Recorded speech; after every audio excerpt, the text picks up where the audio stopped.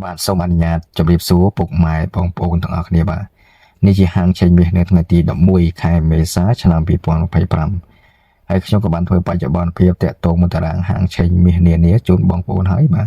អញ្ចឹងសូមបងប្អូនធ្វើការតាមដានជាប្រចាំថ្ងៃបាទថ្ងៃនេះខ្ញុំសូមនិយាយអំពីវិធីបត់មួយតាក់ទងជាមួយនឹងតើបងប្អូនកាន់មាស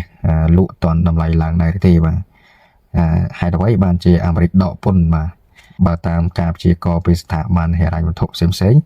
តម្លៃមាសមាននិន្នាការកើនឡើងនៅក្នុងឆ្នាំ2025ឧទាហរណ៍ក្រុមហ៊ុន Goldman Sachs បានបង្កើតការព្យាករណ៍តម្លៃរបស់ខ្លួនទៅ$2,900ក្នុងឆ្នាំ2025ដោយសារតែការកាត់បន្ថយអត្រាការប្រាក់និងការទិញមាសបន្ថែមពីធនាគារកណ្ដាលទីផ្សារអាស៊ីបាទមួយវិញទៀតគឺក្រុមហ៊ុនឈ្មោះ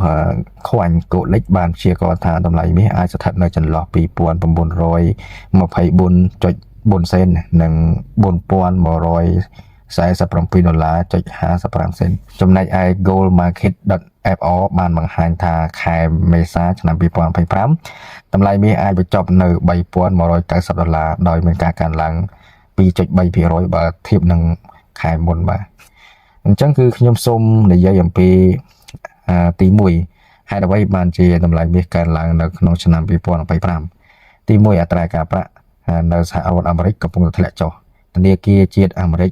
មាននិន្នាការកាត់បន្ថយអត្រាការប្រាក់ដើម្បីជំរុញសេដ្ឋកិច្ចបន្ទាប់ពីការស្ទាក់ស្ទើរក្នុងឆ្នាំមុនពេលអត្រាការប្រាក់ធ្លាក់មនុស្សចង់រកវិនិយោគក្នុងទ្រព្យសម្បត្តិដូចជាមាសជាច្រើនបាទទី2គឺទំនាស់ភាគីនិងភាពមិនច្បាស់លាស់នយោបាយអន្តរជាតិការប្រឈមរវាងប្រទេសធំៗដូចជាអាមេរិកនិងចិនអាមេរិកនិងអ៊ីរ៉ង់បានធ្វើឲ្យវិនិយោគិនជ្រើសរើស Safe Haven ដែលមាសជាជម្រើសកំពូលអ្នកដែលកាន់ទ្រព្យធ្វើការផ្លាស់ប្ដូរធនធានទៅជាមាសដើម្បីរកសុវត្ថិភាពបាទទី3គឺពាណិជ្ជកម្មនឹងទិញបន្ថែមពីធនាគារកណ្ដាលជាពិសេសគឺជប៉ុនហើយនិងចិននិងប្រទេសអាស៊ីខ្លះៗកំពុងតែបន្ថែមស្តុកមាសហើយអ្វីបានជាសហរដ្ឋអាមេរិកដកពន្ធទៅលើការនាំចេញមាសបាទសហរដ្ឋអាមេរិកបានបញ្ចប់ឬក៏ការកាត់បន្ថយពន្ធទៅលើមាសក្នុងលក្ខណៈខ្លះៗដោយសារតែទី1ធ្វើឲ្យមាសអាមេរិកមានការប្រកួតប្រជែងជាងគេដោយដកពន្ធអាជីវករអាមេរិកអាចនាំចេញមាសជាងមុនទៅកាន់ទីផ្សារអាស៊ីឬក៏អឺរ៉ុបបានក្នុងតម្លៃប្រកួតប្រជែងបាទទី2គឺការជំរុញការនាំចេញនិងចំណូលបរទេសគឺមាសគឺជាទ្រព្យសម្បត្តិដែលអាចនាំចេញបានដោយស្វ័យប្រវត្តិដោយកាត់ពន្ធអាមេរិកអាចពង្រឹងសេដ្ឋកិច្ចរបស់ខ្លួនតាមចំណូលបរទេសបាទទី3គឺប្រើយុទ្ធសាស្ត្រនយោបាយទប់ទល់នឹងប្រទេសដទៃបាទករណីសង្គ្រាមសេដ្ឋកិច្ចជាមួយនឹងចិនឬក៏ប្រទេសអូបេសហរដ្ឋអាមេរិកអាចប្រើការគ្រប់គ្រងមាសជាការប្រតិបត្តិការប្រយុទ្ធផ្នែកសេដ្ឋកិច្ចបាទតើបងប្អូនគួរទៅលក់មាសឬក៏រក្សាទុកមាសបាទប្រសិនបើតម្លៃមាសខ្ពស់បងប្អូនអាចធ្វើការទិញមាសប្រមាណជាងតិចជាងនេះបាទបើសិនបើអាចលក់បានប៉ុន្តែបងប្អូនគិតថាតម្លៃមាសអាចកើនឡើងទៀត